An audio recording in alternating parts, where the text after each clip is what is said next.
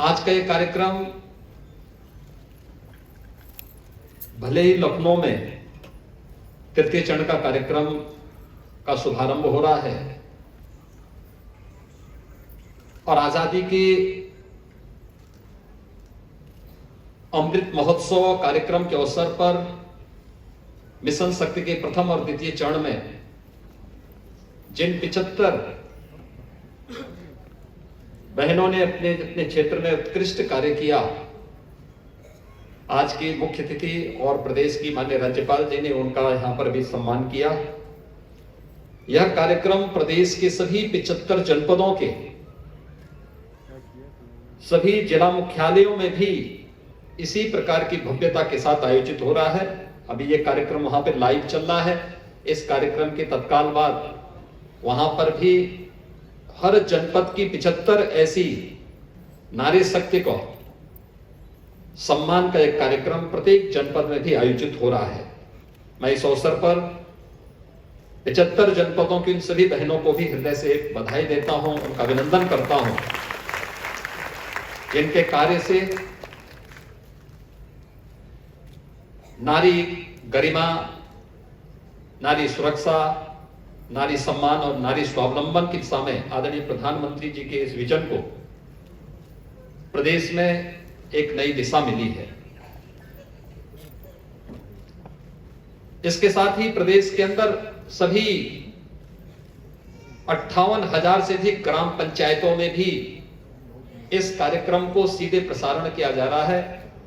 जिन योजनाओं के बारे में जानकारी के अभाव में वे अक्सर वंचित रह जाती हैं।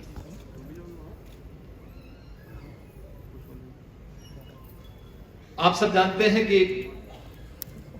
2014 देश के अंदर युग परिवर्तन का वर्ष है। जब देश के प्रधानमंत्री के रूप में आदरणीय श्री नरेंद्र मोदी जी इस देश के अंदर अपने एक नए विजन के साथ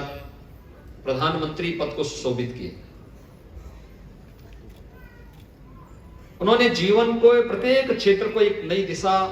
देने का कार्य प्रारंभ किया और उसमें से एक क्षेत्र था देश की लगभग आधी आबादी की सुरक्षा, उनके सम्मान और उनके स्वावलंबन को लेकर के। बेटी बचाओ बेटी पढ़ाओ का अभियान रहा हो, मातृ वंदना का कार्यक्रम रहा हो, जननी सुरक्षा का कार्यक्रम रहा हो, या फिर जनधन अकाउंट के माध्यम से ग्रामीण क्षेत्र की हर एक महिला को आर्थिक स्वावलंबन के मार्ग की ओर अग्रसर करने का, नारी गरिमा की रक्षा के लिए हर गरीब से गरीब घर में भी हम इज्जत घर का निर्माण करेंगे, एक शौचालय का निर्माण करेंगे। स्वामित्व योजना के माध्यम से विरासत का अधिकार उन्हें उपलब्ध कराने का कार्यक्रम हो, या फिर प्रधानमंत्री आवास योजना के माध्यम से घर की मालकिन के रूप में उसे घर का अधिकार देना। अनेक प्रकार के कार्यक्रम प्रारंभ हुए और उसी से प्रेरणा प्राप्त करते हुए राज्य सरकार ने 2017 में आने के तत्काल बाद जो कार्यक्रम प्रारंभ किए, 2017 के पहले प्रदेश के अंदर के वातावरण से हर व्यक्ति पूरी तरह वाकिफ है, जानता है किस प्रकार की परिस्थितियां थी। असुरक्षा का एक भाव था। जब समाज में असुरक्षा का भाव हो तो स्वाभाविक रूप से उसका प्रभाव उसके सम्मान पर भी पड़ता है, उसके स्वावलंबन पर भी पड़ता है। और आने के तत्काल बाद प्रदेश सरकार ने असुरक्षा किस मनोवृत्ति को दूर करने के लिए बिना किसी संकोच के प्रदेश के अंदर नारी सुरक्षा का एक विशेष अभियान प्रारंभ किया और यही कार्यक्रम आगे के चरणों में बढ़ता हुआ मिशन शक्ति के रूप में आगे बढ़ा है और मुझे प्रसन्नता है कि मिशन शक्ति के 2 चरण अब तक प्रदेश के अंदर सफलतापूर्वक आगे बढ़े हैं। उसका एक लघु फिल्म आपके सामने प्रस्तुत भी किया था कि किस किस फील्ड में कितना कितना परिणाम आया। प्रदेश शासन का गृह विभाग, महिला और बाल विकास विभाग के संयुक्त प्रयास से अंतर विभागीय समन्वय के माध्यम से यह कार्यक्रम तेजी के साथ आगे बढ़ रहा है, क्योंकि आधी आबादी को नजरअंदाज करके कोई भी समाज, कोई भी प्रदेश या कोई भी देश कभी भी समर्थ नहीं बन सकता। और उन्हें समर्थ बनाने की दिशा में नारी सशक्तिकरण का यह अभियान प्रदेश को समर्थ और स्वावलंबी बनाने की दिशा में किए जाने वाले प्रयास का ही हिस्सा है। और उसी क्रम को आगे बढ़ाने के लिए आज तृतीय चरण का यह कार्यक्रम यहां पर आज प्रारंभ हो रहा है। आपने देखा होगा यहां पर 75 उन बहनों को सम्मानित किया गया जिन्होंने अपने क्षेत्र में विगत 3-4 वर्षों के दौरान कुछ अच्छा किया है, एक प्रेरणा बन सकती है।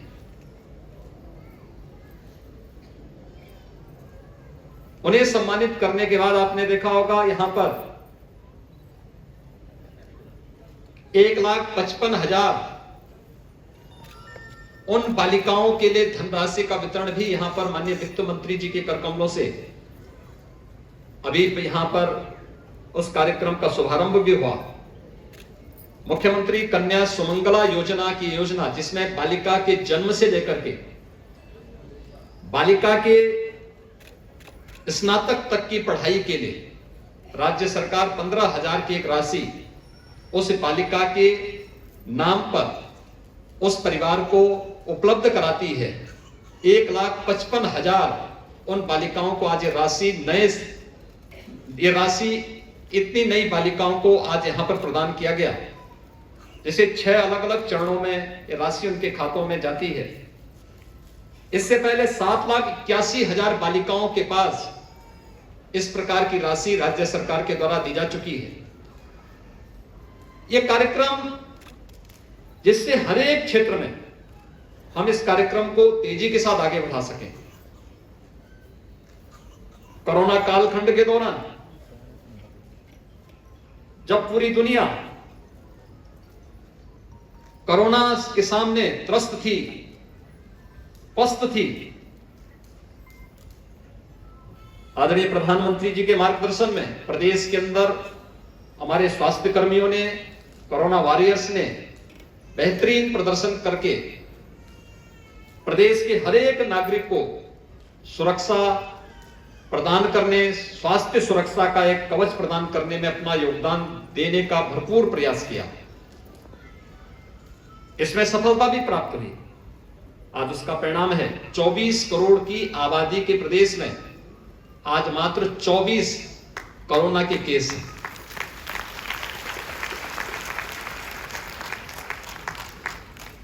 हम आभारी हैं प्रधानमंत्री मोदी जी के, जिन्होंने देश के अंदर स्वदेशी वैक्सीन दिया। लेकिन अद्भुत कार्य हमारे हेल्थ वर्कर्स ने इस दौरान किया। उस दौरान हम देखते थे प्रधानमंत्री जी जब जनधन अकाउंट धारी महिलाओं के खाते में पैसा भेजते थे, तो पहले चरण में हमने देखा कि पैसा अकाउंट में जाने के बाद अपनी जरूरत के लिए लोग बैंकों में पैसा निकालने के लिए जाने लगते थे। राज्य सरकार ने तय किया कि नहीं, किसी भी माता और किसी भी बहन को पैसा निकालने के लिए बैंक के पास नहीं जाना पड़ेगा, बल्कि हम हर गांव में किसी एक बालिका को या किसी एक महिला को बैंकिंग कॉरेस्पॉन्डेंट सखी के रूप में तैनात करते हुए और उसके माध्यम से इस धनराशि को घर घर में वितरण करने की व्यवस्था करेंगे। सभी 58,000 ग्राम पंचायतों में इसकी कार्रवाई को सफलतापूर्वक आगे करने का कार्य किया गया। प्रदेश के अंदर 1 करोड़ से अधिक बहनें महिला स्वयंसेवी समूह के माध्यम से जुड़ी हुई हैं, जिसने अलग अलग फील्ड में काम किया। आपके सामने बुंदेलखंड की बलेनी मिल्क प्रोड्यूसर का वह कार्यक्रम आप सबसे छुपा हुआ नहीं। 2019 में बुंदेलखंड में झांसी से मैंने इस कार्यक्रम का शुभारंभ किया था। भारत सरकार के सहयोग से कार्यक्रम प्रारंभ हुआ और आज आप देख रहे होंगे, जब मैं विगत वर्ष का उनका पूरा लेखा जोखा देख रहा था तो विगत वर्ष अकेले इस महिला समूह ने लगभग 2 करोड़ का प्रॉफिट कमाया है। एक महिला स्वयंसेवी समूह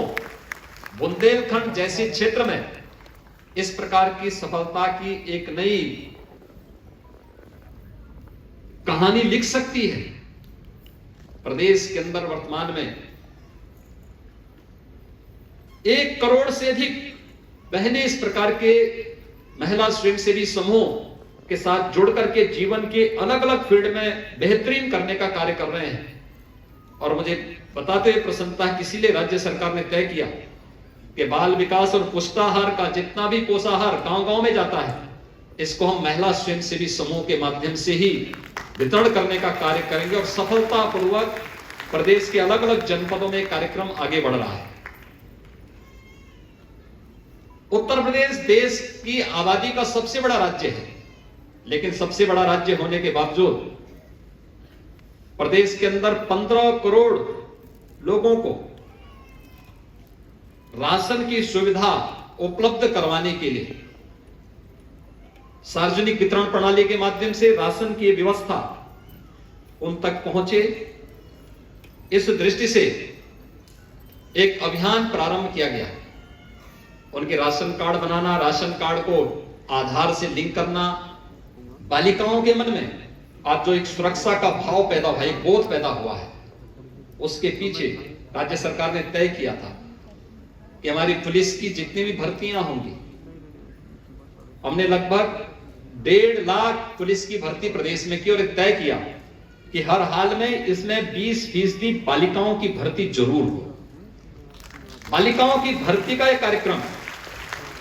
आज, जिसमें आपने देखा होगा पहली बार अभी कुछ देर पहले माननीय वित्त मंत्री जी ने महिला पुलिस बीट अधिकारी के कार्यक्रम का शुभारंभ किया। प्रदेश के अंदर 10,000 से अधिक पुलिस बीट के क्षेत्र में महिला पुलिस अधिकारियों की तैनाती। अब तक होता क्या था, वे बालिकाएं भर्ती होती थी, उनकी ट्रेनिंग भी होती थी, लेकिन उनको फील्ड ड्यूटी नहीं दी जाती थी। उन्हें फील्ड ड्यूटी देने से लोग परहेज करते थे। उनको कार्यालय में बिठा दिया जाता था या कंप्यूटर के कार्य से लगा दिया जाता था। उनके मन में एक भाव रहता था कि क्या हम पुरुषों से कम हैं? क्या हमें फील्ड ड्यूटी नहीं मिलनी चाहिए? और मुझे आज ये बताते हुए प्रसन्नता है कि 10,000 से अधिक पुलिस बीट प्रणाली में 10,000 ऐसे स्थानों पर महिला पुलिस अधिकारी के रूप में, पुलिस आरक्षी के रूप में आज उनकी तैनाती पुलिस बीट अधिकारी के रूप में यहां पर आज उसका शुभारंभ भी माननीय वित्त मंत्री जी के द्वारा हुआ है। ये निश्चित ही वो गांवों में जाएंगे, हर ग्राम पंचायत में, और ग्राम पंचायत में जाकर के महिलाओं से संबंधित उनकी सुरक्षा से जुड़े हुए किसी भी मुद्दे का समाधान गांव की पंचायत में, एक पंचायत भवन में पंचायत राज विभाग ने एक कक्ष उनके लिए आवंटित कर दिया है और उस कक्ष के माध्यम से वहीं उनकी सुनवाई होगी और महिलाओं से संबंधित जुड़े हुए किसी भी सुरक्षा से जुड़े हुए मामले का वहीं निस्तारण करते हुए वे कार्रवाई भी करेंगी। इस अपेक्षा के साथ आज इसे प्रदेश के सभी थाना क्षेत्रों में 1537 जो थाना है, इन सभी थाना क्षेत्रों के उन सभी बीट क्षेत्रों में इसको लागू किया जा रहा है। जहां पर भी कोई इस प्रकार की शिकायतें आती हैं, और ये हर 2 से 3 दिन उन गांवों का भ्रमण करते हुए वहां पर सुरक्षा का एक एहसास उन सभी लोगों को कराएंगे। प्रदेश के अंदर चाहे वह अभी हाल ही में पंचायत के चुनाव संपन्न हुए हैं, और मुझे बताते हुए प्रसन्नता है कि प्रदेश के अंदर अभी जो चुनाव संपन्न हुए, इन चुनावों में उसके बहुत बेहतरीन परिणाम हुए। मैं अक्सर सोचता था, लोग इस बात की चर्चा भी करते थे कि महिलाओं को 33% आरक्षण मिलना चाहिए। लेकिन जब मैंने पंचायती राज विभाग से कहा कि इसका रिजल्ट क्या है, मुझे बताते हुए प्रसन्नता है कि प्रदेश में अभी पंचायत राज के चुनाव संपन्न हुए, जिसमें 50% की मांग की जा रही थी, लेकिन प्रदेश के अंदर ग्राम प्रधान लगभग 54% स्थानों पर महिला ग्राम प्रधान चुने गए पूरे प्रदेश के अंदर। जिला पंचायत अध्यक्ष 56% स्थानों पर बने हैं, यानी प्रदेश के अंदर 75 जनपदों में से 56% जनपदों में जिला पंचायत अध्यक्ष महिलाएं बनी हैं। और ब्लॉक प्रमुख 825 विकास खंडों में चुनाव संपन्न हुए, जिनमें 54% पर महिला ब्लॉक प्रमुख बनी है। ये दिखाती है कि महिला सशक्तिकरण की दिशा में किए गए प्रयासों के बेहतर परिणाम सामने आ रहे हैं। प्रदेश ने इसी क्रम को आगे बढ़ाते हुए 3 महिला पुलिस पीएससी की वाहिनियों की भी स्थापना प्रदेश के अंदर की है, जिनमें से एक का अभी शुभ थोड़ी देर में शिलान्यास माननीय वित्त मंत्री जी के करकमलों से यहां पर संपन्न होगा। लेकिन इसका शिलान्यास अभी संपन्न होने जा रहा है। इसके साथ ही लखनऊ और गोरखपुर में भी एक पीएससी की महिला बटालियन के कार्य का वहां पर कार्य प्रारंभ हो चुका है। स्वामित्व योजना के अंतर्गत भी एक बड़ा अभियान प्रदेश के अंदर आगे बढ़ाने का कार्य किया गया है और अब तक 19,662 ऐसी महिलाओं को स्वामित्व योजना का लाभ दिया गया है, जिन ग्राम पंचायत में आप देखते होंगे लोग घर बना लेते हैं, लेकिन वो आवास की भूमि होती है और ग्राम पंचायत की आबादी की इस भूमि का मालिकाना हक उन्हें नहीं मिल पाता था। हम आभारी हैं प्रधानमंत्री जी के, जिन्होंने अब नए मैपिंग के माध्यम से उन आवासीय पट्टों की और ग्राम पंचायत की आबादी की इस भूमि का मालिकाना हक उन सभी परिवारों को और खासतौर पर उसमें भी प्राथमिकता महिलाओं को दिया है। इसमें प्राथमिकता के आधार पर इस कार्यक्रम को आगे बढ़ा करके प्रदेश के अंदर इन सभी क्षेत्रों में इस कार्यक्रम को आगे बढ़ाने का कार्य किया गया। आज यहां पर ग्राम्य विकास विभाग ने भी जो कार्यक्रम आगे बढ़ाए महिला स्वयंसेवी समूह के माध्यम से 5 जनपदों सोनभद्र, चंदौली, मिर्जापुर, बलिया और गाजीपुर के लिए ब्लेनी मिल्क प्रोड्यूसर कंपनी की तर्ज पर ही भारत सरकार के सहयोग से 33 करोड़ रुपए की एक परियोजना स्वीकृत की गई है, जिसमें मिल्क प्रोड्यूसर कंपनी गठित करके ब्लेनी मिल्क प्रोड्यूसर की तर्ज पर वहां पर महिलाओं को आर्थिक स्वावलंबन की ओर अग्रसर किया जा सके। झांसी ता महोबा में दलहन व मूंगफली मूल्य श्रृंखला हेतु झलकारी बाई महिला किसान प्रोड्यूसर कंपनी का गठन, इसके माध्यम से 17,406 महिला किसान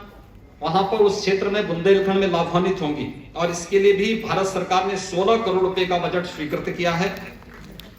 बदायूं में धान, गेहूं और मेथा की मूल्य श्रृंखला हेतु बदायूंनी महिला किसान प्रोड्यूसर कंपनी का गठन, जिसमें 14,275 महिलाएं इसके माध्यम से लाभान्वित होंगी और भारत सरकार ने इसके लिए भी 18 करोड़ रुपए का बजट स्वीकृत कर दिया है। जरी दरदोजी हस्तशिल्प के लिए जनपद बदायूं में महिला कारीगरों के विकास के लिए हस्तशिल्प उत्पादन कंपनी का गठन किया जा रहा है। भारत सरकार ने इसके लिए भी 7 करोड़ रुपए स्वीकृत किए हैं। यानी ये सभी कार्यक्रम इस बात के गवाह हैं कि जीवन के प्रत्येक क्षेत्र में महिलाएं आगे बढ़ रही हैं और उनके प्रधानमंत्री जी का जो विजन है कि उन्हें एक सुरक्षित वातावरण मिले, उन्हें सम्मान के साथ आगे बढ़ने के लिए एक मंच मिले और वह भी विकास के साथ इस प्रक्रिया के साथ जुड़ करके स्वावलंबन की दिशा में आगे बढ़ सकें। और प्रयास प्रदेश के अंदर आज यहां पर प्रारंभ किया गया है और मुझे बताते हुए प्रसन्नता है कि यह कार्यक्रम तृतीय चरण का भी कार्यक्रम न केवल नारी सुरक्षा को उन सभी पहलुओं को लेकर के जो पहले और दूसरे चरण में जिन भी क्षेत्रों में हमें लगा कि यहां पर हमें कुछ कार्यक्रम करने, क्योंकि पहले और दूसरे चरण में आपने देखा होगा 1537 सभी थानों में एक एक महिला बूथ का गठन किया गया, जो महिलाओं से संबंधित सुनवाई, वहां पर कोई भी महिला कभी भी जाएगी, एक महिला पुलिस अधिकारी उस थाने में बैठ करके उसकी सुनवाई के लिए हमेशा मौजूद रहती थी। हर तहसील में 350 तहसीलों में भी यह व्यवस्था दी गई। बेसिक शिक्षा परिषद की 1,58,000 से अधिक जो स्कूल हैं, उनमें महिलाओं के लिए पेयजल की व्यवस्था, अलग से टॉयलेट की व्यवस्था, सभी विद्यालयों में, माध्यमिक और उच्च शिक्षा के विद्यालयों में बालिकाओं के लिए अलग से कॉमन रूम की व्यवस्था, यानी युद्ध स्तर पर इस कार्यक्रम को आगे बढ़ाने का कार्यक्रम प्रदेश सरकार ने पहले और द्वितीय चरण में किया था। और तृतीय चरण के कार्यक्रम आज यहां पर हमारे मुख्य अतिथि और माननीय राज्यपाल महोदय के कर कमलों से यहां पर प्रदेश की मातृशक्ति को, प्रदेश की बहनों को आज ये समर्पित करते हुए मुझे बहुत हार्दिक प्रसन्नता की अनुभूति हो रही है। मुझे विश्वास है कि रक्षाबंधन का एक कार्यक्रम हम सब के लिए न केवल सुरक्षा की दृष्टि से, बल्कि नारी गरिमा, नारी सुरक्षा, नारी सम्मान और नारी स्वावलंबन की दिशा में मील का पत्थर साबित होगा। मैं एक बार फिर से आप सभी बहनों को जो यहां पर उपस्थित हैं, प्रदेश के सभी जनपदों के कार्यक्रमों में उपस्थित हैं और प्रदेश की सभी ग्राम पंचायतों में भी इस कार्यक्रम को वहां पर जो कि लाइव प्रसारण हो रहा है, जो भी बहनें वहां पर देख रही हैं, उन सबको मैं रक्षाबंधन की बधाई देता हूं, उनकी शुभकामनाएं देता हूं और विश्वास व्यक्त करता हूं कि इन सबके सहयोग से हम सुरक्षा, सम्मान और स्वावलंबन के इस लक्ष्य को प्राप्त करने में हमें मदद मिलेगी। मैं आज के इस समारोह की मुख्य अतिथि केंद्रीय वित्त और कॉर्पोरेट कार्य मंत्रालय की मंत्री माननीय श्रीमती निर्मला सीतारमण जी का, कार्यक्रम की विशिष्ट अतिथि डॉक्टर संगीता रेड्डी जी का और हमारे अभिभावक प्रदेश की राज्यपाल आदरणीय श्रीमती आनंदीबेन पटेल जी का हृदय से स्वागत करता हूं, अभिनंदन करता हूं और पूरे अभियान के प्रति अपनी शुभकामनाएं देता हूं। धन्यवाद। जय हिंद।